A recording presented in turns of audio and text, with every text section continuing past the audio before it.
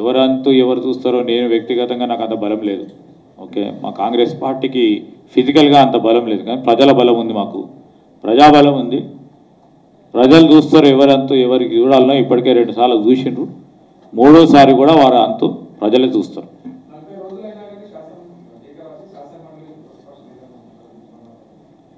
ఈరోజు శాసన మండలి చైర్మన్కు సంబంధించిన అంశం నేను కాదు, ఇంకోరు కాదు మాట్లాడించి ఎవరు చేయాలది? వారికి సంబంధించి కూడా వారికి ఈరోజు కాదు, రేపు కాదు, మొన్న వరదలు వచ్చినాయి, అంతకుముందు ఇష్యూస్ వచ్చినాయి, ఎలక్కేలు వచ్చినాయి. దాని పరంగా వారు ఇచ్చిన నిర్ణయం ప్రకారం తప్పకుండా ప్రకటించడం జరుగుతుంది. వ్యవస్థను గౌరవించాలి. వాళ్ళలాగా ఇష్టారాజ్యంగా అడ్డగోలుగా ఎక్కడ కూడా వ్యవస్థకు సంబంధించిన అంశం విషయంలో గౌరవం ఇవ్వాలి, ఇచ్చిపుచ్చుకునే కార్యక్రమంలో ఎక్కడ కూడా భంగం కలగకుండా ముందుకు తీసుకెళ్లే కార్యక్రమం చేస్తాం. ఈరోజు అదంతా కోర్టు పరంగా ఉన్న అంశం. ఈరోజు మేము మాట్లాడదలుచుకోవాలి. కోర్టు పరంగా ఉన్న అంశం ఇది. వ్యవహారం నిన్న కూడా తెలుసు. అందుకోసం దాని గురించి ఎక్కువ మాట్లాడితే కోర్టుకు మేము, ఎందుకంటే కోర్టులను కూడా గౌరవిస్తాం, ఇష్టంగా మాట్లాడలేము.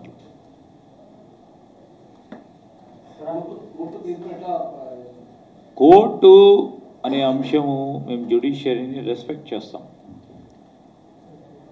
కోర్టుకు సంబంధించిన అంశం వచ్చే వరకు ఈరోజు చట్టం ప్రకారం ఏం అడుగులు వేయాలో ఆ అడుగులు వేయటం జరుగుతుంది. పార్టీ పరంగా కాదు, ఈరోజు వాళ్ళకి జరుగుతూ ఉన్న అంశం విషయంలో స్పీకర్ గారి ఇన్స్టిట్యూషన్కి సంబంధించిన ఒక సెక్రటరీస్ పరంగా ఆదేశాలు ఇవ్వటం జరిగింది. దానికి 51 పేజీలకు సంబంధించిన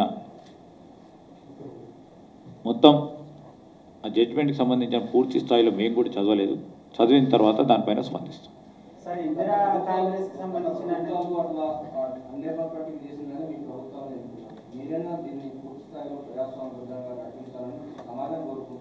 డెఫినెట్లీ సమాజం కోరుకునే విధంగా, ప్రజలు కోరుకునే విధంగా మా పరిపాలన యంత్రాంగం ముందుకు నడుస్తుంది.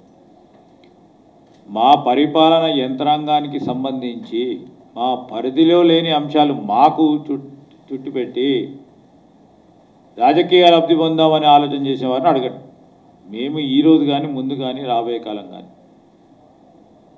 వ్యవస్థలను గౌరవిస్తాం, ప్రజాస్వామ్య వ్యవస్థను గౌరవిస్తాం, చట్టాన్ని గౌరవిస్తాం, రాజ్యాంగ స్ఫూర్తిని ముందుకు తీసుకెళ్లే కార్యక్రమం, కార్యాచరణ తీసుకుంటాం. ఇప్పుడు ఎవరన్నా వస్తే కాదని అన్నారు. ఆయన మీనింగ్ ఏంది? మీ పరిపాలన బాగుంది, అభివృద్ధి జరుగుతూ ఉంది, సంక్షేమ కార్యక్రమాలు బాగున్నాయి, వస్తాము అంటే రండి అంటాం, కానీ వద్దు అంటాం.